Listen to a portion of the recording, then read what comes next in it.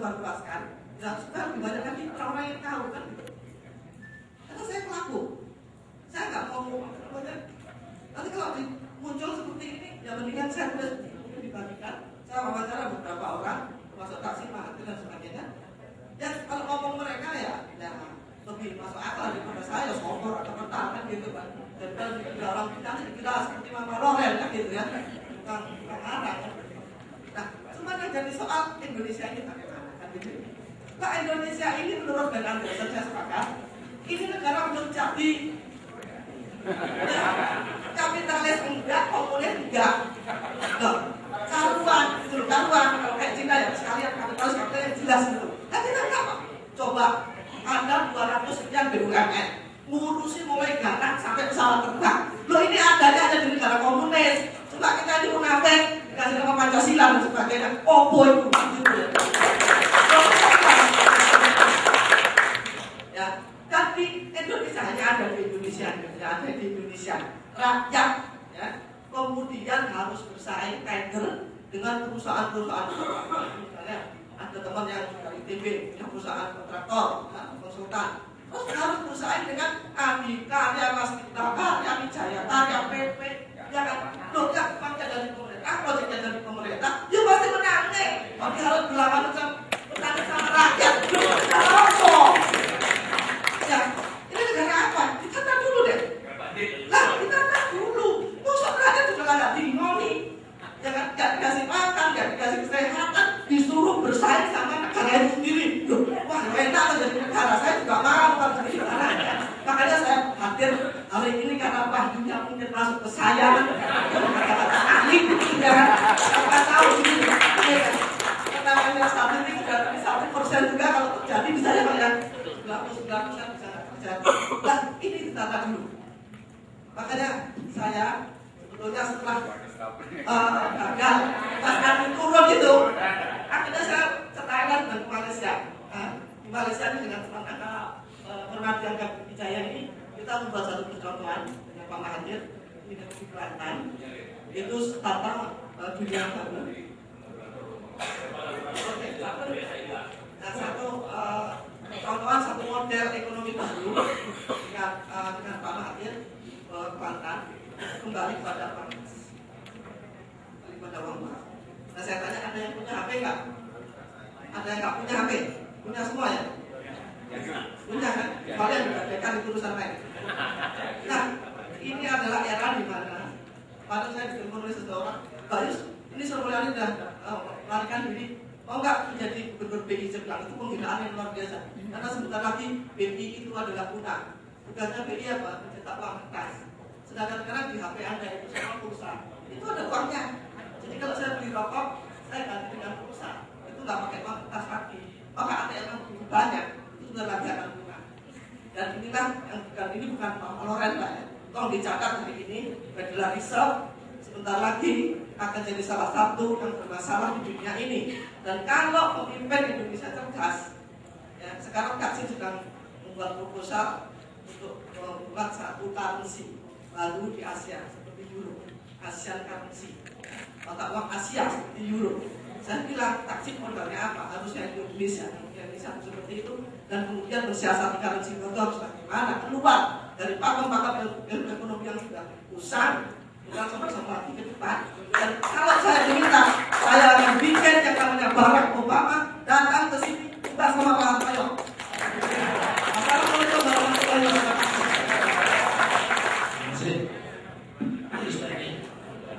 Jadi cerita saya mengancamkan beberapa persoalan. Nomor satu, tadi dari pengantar secara tua berdasarkan dan imbulan, intinya dia mencatat bahwa ekonomi itu adalah instrumen dari bab tentang kesejahteraan sosial.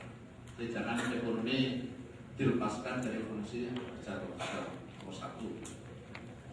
Jadi kalau kita bicara pertumbuhan ekonomi dan sebagainya, inflasi itu harus dikaitkan dengan fungsi kesejahteraan. Yang kedua, demokrasi sudah menjadi pikiran kita. Demokrasi itu intinya sebuah proses pergiliran kekuasaan secara tertib, damai dan beradab. Yang jadi masalah kalau demokrasi tidak menghasilkan kesejahteraan. Ini masalah besar karena kita tekadnya adalah pergiliran secara tertib, damai, dan beradab. Bagaimana kalau itu tidak menghasilkan sesuatu yang dicita-citakan dengan sistem demokrasi? Artinya demokrasi tidak berkorelasi positif dengan kesejahteraan. Itu inti yang satu dari pengantar saudara ketua PKK.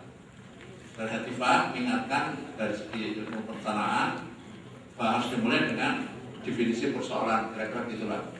Dan kemudian seluruh instrumen itu mengacu kepada definisi tersebut. Jadi kalau kaitannya dengan kemiskinan, bagaimana kita secara konsisten menghasilkan sesuatu yang berhubungan dengan definisi persoalan tersebut. Pula kalau pendidikan sebagai instrumen untuk kesejahteraan, bagaimana itu diikuti secara taat azas. Rina sebagai pelaku di lapangan melihat paradoks gitu, tentang realita antara resmi, kenyataan tentang sekelompok masyarakat yang bisa antre fast food, sementara yang lain antre tentang sedekah, tentang dermawan, baik dalam resmi maupun yang tidak resmi. Nah, realita ini yang mengganggu untuk memahami kenyataan yang ada antara keterangan resmi dengan kenyataan yang ada. Dari Maria Ulfa Ansor tadi ditajamkan tentang berbagai faktor tersebut. Di antaranya menyangkut masalah kemiskinan. Ada ketidakjelasan tentang masalah kemiskinan. Secara teknis kira-kira ini. Kalau angka kemiskinan kita tetapkan $2 misalnya, maka angka itu menjadi 110 juta orang. Jadi kalau angka itu diturunkan untuk tujuan citra jadi $1, maka itu menjadi 31 juta. Nah, yang dipersoalkan itu begini, ketika angka kemiskinan disebut 31 juta rupiah orang, maka raskin untuk 70 juta orang. Terus jaminan kesejahteraan masyarakat jam emas itu 76 juta orang. Jadi yang benar yang mana itu? Karena tiga-tiganya harus. Jadi karena kita sudah punya komitmen internasional tentang NGBs, ini kata dengan kesejahteraan ibu dan bayi, maka ini harus jadi agenda nasional. Kesimpulan dari Maria Ulfa adalah tidak mungkin dan tidak realistis kalau kita mengandalkan hanya pemerintah. Kita harus menggerakkan sektor masyarakat melalui modal sosial. Inilah yang mungkin akan melengkapi dengan agenda resmi. Nah, terakhir Mas Gani menjelaskan tentang kerangka makro. Jadi intinya kita ini hanya subsistem dari subsistem besar di tingkat dunia. Kita akan diperlakukan sebagai negara pelayan sepanjang kita tidak mau lepas dari kotak yang diciptakan dengan ukuran-ukuran standar yang dibuat oleh sistem kuasa besar dunia. Itu beberapa negara bisa melepaskan diri karena pimpinannya cukup cerdas gitu. Cukup punya PBB, cukup punya kesempatan untuk lepas dari konsep kuasa besar dunia. Nah, karena itu diskusi ini akan berguna kalau juga tingkatkan dengan bagaimana kita secara lebih berhormat.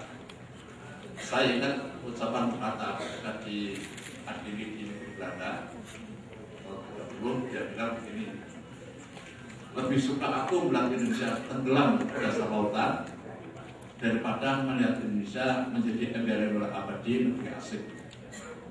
Begitulah kata-kata. Jadi saya kira yang paling bahagia dalam katakan istilahnya adalah Hartoyo. Yang paling bahagia dia kata-kata dan wajahnya cerah gitu. Ada teman gitu loh. Selama ini dia merasa kurang banyak teman, sekarang ada teman. Jadi saya silakan teman-teman untuk menyampaikan dengan izin saudara ketua kita sampai jam 1. Jam 1 saya kira kita belum cukup lapar dengan diskusi yang hangat. Jadi nanti toh harus ada makan ya. Jadi saya silakan. Ini kita ini demokrasi. Demokrasi kita ini demokrasi terpimpin. Demokrasi bukan itu. Jadi karena ada diskusi sampai dengan kanan dulu, kita akan batasi pada 63 kanan, 3 kiri. Pasal Subari bukan